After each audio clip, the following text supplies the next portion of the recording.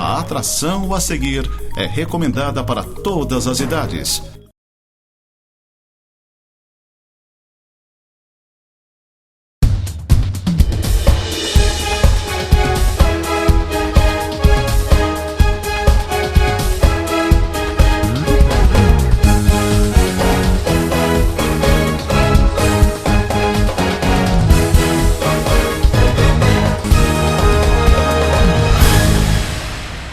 Muito bem, estamos de volta com o nosso Tema Livre, aqui na Nova Área TV. Agradeço a Nanda, que de novo aqui nos bastidores. E a gente teve que ficar fora alguns dias por um probleminha de saúde, mas já recuperado e voltando ativo. Isso é bom. E claro, dentro desse período de recuperação da minha saúde, em casa, eu não me dissociei de tudo o que está acontecendo, tanto na cidade de Lages, como no estado de Santa Catarina, como no Brasil. Pelo contrário, estava atento realmente às notícias que nos interessam e que acontecem coisas nesse Brasil afora que você nem imagina e que a gente acaba percebendo exatamente quando fica sintonizado nas informações. Mas claro, a gente vai falar especificamente dos assuntos aqui de Lages. A história do 5º andar do Hospital Teresa Ramos. Daria para escrever um capítulo de novela, ou um capítulo de um livro, ou um livro inteiro a respeito dessa situação. Ora, vejam, antes deste novo governo, nós tínhamos lá uma gerente, uma administradora, uma diretora do hospital, a Beatriz Montemeso, e nunca na história de Lages nós ouvimos falar de problemas relacionados ao 5º andar do Hospital Teresa Ramos. Começa esse governo, em menos de 3 meses, troca a diretoria, vem a cúpula do PSL de Santa Catarina, obviamente são cargos políticos, vem a indicação, e assume então a Andrea Berto, se eu não me engano, esse nome, como diretora, e aí começam a surgir estas informações de que estaria sendo fechado o 5º andar do Hospital Teresa Ramos. Conversa vai, conversa vem, problemas à parte. Não havia, inclusive, nenhum retorno desta diretora para a imprensa para poder explicar melhor toda esta situação. E nós, como jornalistas, vereadores, enfim, a sociedade se perguntando o que realmente está acontecendo com o Hospital Teresa Ramos. E para agravar esta situação, o pronto atendimento Tito Bianchini, abarrotado de pessoas precisando de leitos para internação. E a gente sabe, claro, acompanhou, os vereadores foram inclusive de madrugada ver a situação do Tito Bianchini, e lá constataram que as pessoas estavam sendo atendidas nos corredores, em macas improvisadas ou em simples cadeiras, tomando soro, praticamente deitadas no chão, numa questão quase inumana de atendimento. E essa frescura lá do Hospital Teresa Ramos, de um andar inteiro fechado, e a gente via os vídeos com os leitos vazios, não sei quantas camas, quantos quartos, e a situação se arrastando. Aí, o governador Carlos Moisés, há pouco mais de uma semana, esteve aqui na cidade de Lages, e foi redondamente questionado a respeito do Hospital Teresa Ramos. Ele aparentemente não conseguia responder toda a situação porque parecia não saber o que estava acontecendo dentro do Hospital Teresa Ramos. Ele ia explicando superficialmente a situação, mas não dava aquela resposta que nós precisávamos. Diante desta colocação do governador de não entender bem o que está acontecendo, logo no dia seguinte os vereadores foram a Florianópolis numa audiência com o secretário estadual da Saúde e obtiveram dele, na semana passada, de que dentro de uma semana teria uma resolução para este 5º andar do Hospital Teresa Ramos. E assim aconteceu. Quinta-feira, dia 11, uma nova reunião com esta diretora, Andrea Berto, e também os vereadores da cidade de Lages, alguns que participaram dessa reunião, do anúncio de que até o dia 22 de abril agora estará em funcionamento de novo o 5º andar do Hospital Teresa Ramos. Pelo que eu entendi, a justificativa para o fechamento foi a falta de funcionários. São praticamente 700, 800 funcionários que atendem o Hospital Teresa Ramos e pelo menos uns 200 estariam com problemas de saúde e estão com atestado médico e assim desfalcando as equipes de trabalho e aí então precisaram enxugar o sistema de atendimento e por isso o fechamento provisório, segundo eles, deste 5º andar do hospital. E que até o dia 22 terão então os funcionários com contratações, enfim, outras buscas de gente para trabalhar, profissionais que vão atender normalmente e vai reabrir então o 5º andar, desafogando o pronto atendimento Tito Bianchini. E por falar em pronto atendimento, só a título de informação, até o dia 30 de junho, segundo promessa da Prefeitura Municipal, da nossa Secretaria da Saúde, da secretária Odila, de que até o dia 30 estará em funcionamento o novo pronto atendimento, o novo prédio construído ali atrás da rodoviária, e então o Tito Bianchini para de funcionar, dando assim maior comodidade, maior conforto no atendimento às pessoas que necessitam então desse atendimento de emergência aqui no município de Lages. Resumidamente, uma onda que não precisava ter acontecido com relação ao Hospital Teresa Ramos. Se é problema de gestão, não sei. Mas sim, fizeram uma balbúrdia que não havia necessidade e que agora parece, então, que temos uma resolução e, finalmente, esta ala vai parar de funcionar. Tomara que a gente não ouça mais nada, nenhum outro problema referente ao Hospital Teresa Ramos, porque foi de encher o saco, literalmente. Em Florianópolis, na Assembleia Legislativa esta semana, uma discussão até interessante com relação à segurança pública. Foi criada a Frente Parlamentar da Segurança Pública e Privada. O que exatamente isso quer dizer? Quer dizer que a Polícia Militar, a Polícia Civil, enfim, todas essas ligadas à área pública, que são fomentadas pelo Estado, estarão agregadas com as forças de segurança privadas. Ou seja, em Santa Catarina existem pelo menos 22 mil pessoas que, teoricamente, estão preparadas para garantir a segurança privada em vários segmentos. Em estádios, em clubes, em repartições privadas, na verdade, enfim. O que se quer com tudo isso? Quer que se junte a segurança pública com a privada e aumente o caráter de segurança no estado de Santa Catarina, dando um certo poder para a segurança privada também, não como em caráter de polícia, mas pelo menos em caráter de decisão no que agir. Por exemplo, dentro dos estádios não precisaria ter a polícia militar, e sim a segurança privada, que agiria da mesma forma, toda preparada e tudo mais, inclusive com o poder de prisão, e depois, em conjunto com a Polícia Civil e Polícia Militar, faz os finalmente. Nos clubes, as mesmas coisas. A Polícia Militar não precisa estar, a não ser que haja realmente algum conflito diferente e que as coisas realmente enverguem para um lado perigoso, com armas e tudo mais, disparos de arma de fogo, ou enfim, aconteça alguma coisa mais séria. Aí a Polícia Militar entraria com a Polícia da Segurança Privada.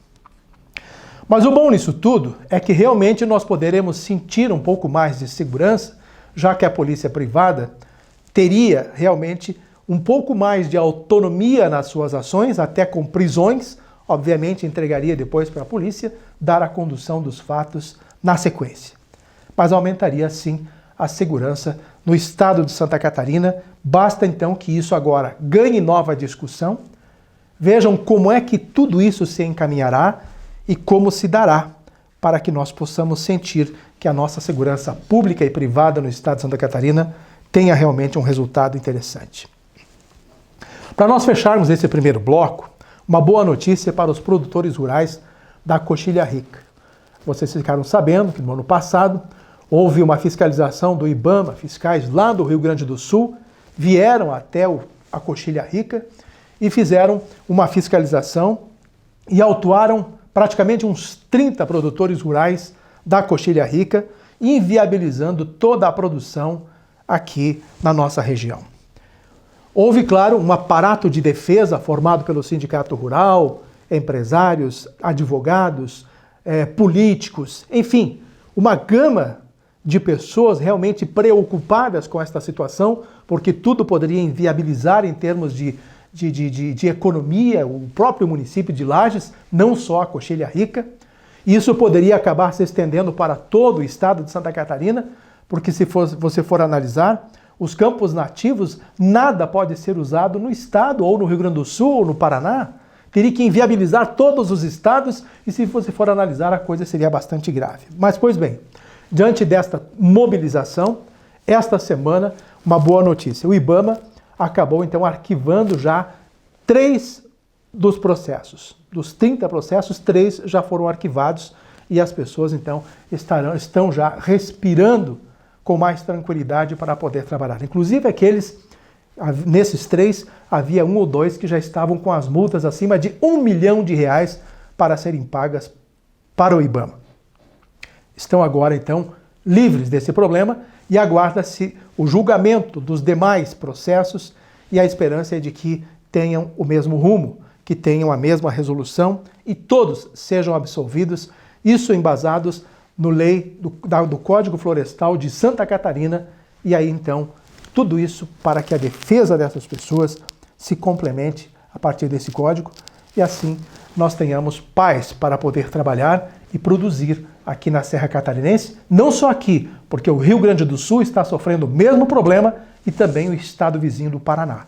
Então são questões que se podem resolver agora num todo envolvendo Santa Catarina e os 2 estados vizinhos e assim deixar que a produção flua, né? E assim as coisas aconteçam para o bem da nação.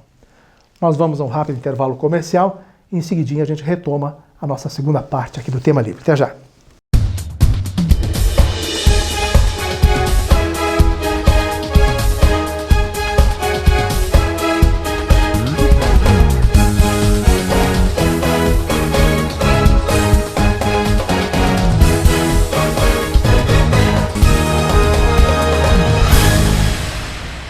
Muito bem, então estamos de volta com a segunda parte do nosso Tema Livre.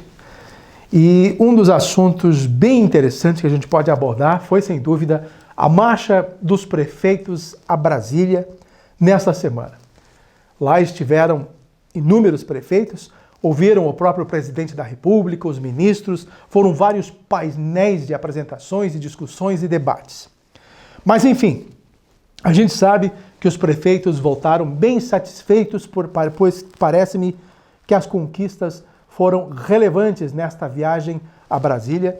Mas eu vou me ater basicamente à presença do prefeito Antônio Seron, que além de participar dos painéis de discussão na Marcha dos Prefeitos, ele aproveitou também a semana para fazer visita em vários locais, em vários gabinetes lá em Brasília, para ver algumas questões que estavam pendentes. Por exemplo, uma das principais, a duplicação da BR-116, que vai do Hotel Planalto até lá, às margens do rio Caveiras, lá na ponte, para atender a Bernec, que está sendo construída ali paralelo na 116, perto da Perdigão, e que vai precisar de um viaduto, vai precisar de outra pista. Então, estiveram na Agência Nacional de Transportes Terrestres e foi conseguida imediatamente a autorização. Vejam como as coisas estão fluindo mais em Brasília. Antes você ia lá, conversava e esperava uma resposta, ia buscando, e daí? Como é que ficou? Nós conversamos aquele dia. E a resposta praticamente demorava semanas, meses e assim por diante. Ou seja, no mesmo momento, na reunião, o secretário nacional de Transportes Terrestres da NTT entendeu a situação e já autorizou, então, o prolongamento desta duplicação que iria do trevo aqui da BR-282 até o Hotel Planalto só, né? Coisa de uns 2 quilômetros. Agora vai se estender um pouco mais até lá embaixo, perto da ponte. Então foi uma grande conquista para o município de Lages e favorecendo realmente a Bernec, que está se instalando aqui na cidade de Lages. Um outro assunto interessante que foi conversado e aí foi visto lá na Secretaria Nacional de Aviação Civil, sobre a situação dos aeroportos, o de Lages e o de Correia Pinto. Primeiro, a gente já conversou várias vezes sobre isso e entendemos que não havia até hoje também não entendemos, do porquê de um novo projeto, de um novo aeroporto ser construído aqui na Serra Catarinense, se poderia ser feito todo um trabalho de modificação e tudo o que foi investido lá em Correia Pinto poderia ser investido 1/3 aqui no aeroporto em Lages e transformado o nosso aeroporto até num internacional, se quisessem, dando todas as condições de operacionalização de qualquer tipo de aeronave. Mas não. Teve uma mente brilhante que disse que precisava a região de um novo aeroporto. Se encaminhou esse projeto dentro da ACIL. E lá começaram a fazer a terraplanagem, coisa de 15, 16, 17 anos, e até agora não está funcionando. Então, preocupado com essa situação de um aeroporto lá, meia boca em Correia Pinto, outro meia boca em Lages, a busca dessa conversa lá na Secretaria Nacional de Aviação Civil foi exatamente para que se resolvam o que vão fazer. Se funciona só o aeroporto de Lages, ou se vão definitivamente pôr em operação o aeroporto lá em Correia Pinto, que não é de Correia Pinto, é em Correia Pinto. Isso tudo está em discussão há quantos anos? Esse é apenas mais um adendo, mais um capítulo de discussão que foi fomentado agora em Brasília, nesta semana, durante a Marcha dos Prefeitos, e que Antônio Serão resolveu buscar informações a respeito disso para ver o que a ANAC pode fazer a respeito de decidir por um ou por outro. Eu acredito que os dois não deverão funcionar com o mesmo propósito. São ideias diferenciadas. Alguns estão colocando o seguinte: fica o aeroporto de Lages funcionando como está, com aeronaves deste quilate da Azul, que está aí para 70 passageiros e tudo mais, sem aumentar o tamanho. E lá em Correia Pinto, se cria um outro tipo de operação que, além de voos de passageiros para outras regiões do Brasil, se cria também um sistema de aduaneiro, ou seja, de cargas, uma espécie de porto seco, em que os aviões trabalhariam com passageiros e com transporte de carga e aeronaves maiores poderiam então pousar nesse aeroporto. Eu duvido que tão cedo isso possa acontecer. Eu imagino que vão seguir, primeiro, aquela proposta que foi colocada lá atrás. Se vão pôr em operação o aeroporto em Correia Pinto, vão praticamente desmobilizar o aeroporto de Lages, tirando aqueles equipamentos, desde o caminhão de corpo de bombeiros e todos os sistemas de controle de voo vão ser transferidos para Correia Pinto. E vão deixar capenga o aeroporto de Lages e os problemas vão continuar acontecendo, a não ser que haja investimento paralelo. Mantém o que já tem no aeroporto de Lages para esses voos e, inclusive, precisam de novos instrumentos para que as operações noturnas, por exemplo, aconteçam por instrumentos e também equipem o aeroporto em Correia Pinto com nova estrutura para que outros voos possam ser operados por lá. Seria, obviamente, a melhor coisa que poderia acontecer para o engrandecimento econômico da região envolvendo esses aeroportos. Mas, enfim, tomara que este ano nós ouçamos uma boa notícia de uma resolução para esses aeroportos, tanto o de Lages quanto o de Correia Pinto, porque quase 16 anos de obras e de enrolação a gente não aguenta mais. Acontecendo a mesma coisa que aconteceu com a BR-282 até Campos Novos, né? De Lages, São José do Cerrito, e foi até Campos Novos, tantos anos para ser concluída. Enfim, vamos conversar um pouquinho sobre a nossa Câmara de Vereadores, o que está acontecendo. Duas coisas interessantes. A primeira, na semana que vem, deverá ser analisada uma proposta ou um projeto de lei substitutivo que propõe a redução dos salários dos vereadores para a próxima legislatura. A proposição é do vereador Gerson Omar. Ele propõe uma redução substancial para um salário de R$ 2.588 para cada vereador e de R$ 3.837 para o presidente da Câmara de Vereadores. Atualmente, os vereadores sem descontos recebem 8,5 mil, 8.500. Com os descontos vem para 6.900, 7 mil. Então, esse mais ou menos é o salário dos vereadores atualmente. Eu só quero ver se os edis realmente vão aceitar a redução dos salários e se o cargo de vereador vai ser tão interessante para uma próxima campanha municipal. E nesse meio termo, existe uma questão, existe uma PEC que está sendo analisada em Brasília, que poderá unificar as eleições não mais para 2020, e sim para 2022. Ou seja, ampliaria por mais 2 anos, já aconteceu isso lá nos anos 80, quando houve então um aumento de mais 2 anos para os prefeitos e para os vereadores e para os governadores. Aí houve então, aliás, para os prefeitos e vereadores. Aí haverá a unificação das eleições. Aí nós vamos votar para presidente ou de vereador até presidente. Hoje nós votamos de 2 em 2 anos. Um atraso nesse país, nós temos 2 meios de eleições a cada 2 anos. As municipais, as estaduais e as federais. Então está na hora de unificar. E parece-me que chegou esta hora. O atual governo pretende fazer isso. E em 2022, então, haveria eleição unificada. E o que acontece? Aumenta para mais 2 anos o mandato dos vereadores e dos prefeitos. Seria talvez menos oneroso para o Brasil do que aumentar mais 2 anos os deputados, os senadores e os presidentes, né? E os governadores. Então, tomara que isso aconteça e isso realmente deverá ser aprovado para unificar definitivamente essas eleições. E aí, chorem ou gostem ou não gostem, vamos ter mais 2 anos de prazo, provavelmente aos vereadores e aos prefeitos, para em 2022 elegermos todos numa vez só. Um dia isso terá que acontecer. Tomara até que seja agora.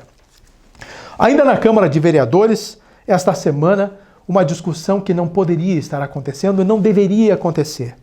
O vereador Lucas Neves, do Progressistas, reclamando de retaliação e de vingança das lideranças do próprio Progressistas. Ele era o líder do PP, da bancada do PP, lá na Câmara de Vereadores, foi substituído pelo vereador Luiz Marim por interesses da cúpula, ou seja, quem está presidindo hoje interinamente é o vice-prefeito Juliano Polezi.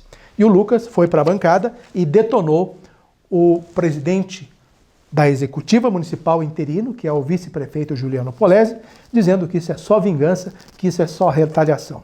Eu procurei e conversei com Juliano Polezi e disse: Paulo, não existe nenhuma retaliação. É uma proposta do partido de criar uma espécie de rotatividade de liderança na Câmara de Vereadores. O Lucas está há 2 anos, vamos colocar mais 2 anos, outro vereador do partido, e contemplar, privilegiar também os pares dentro da Câmara de Vereadores.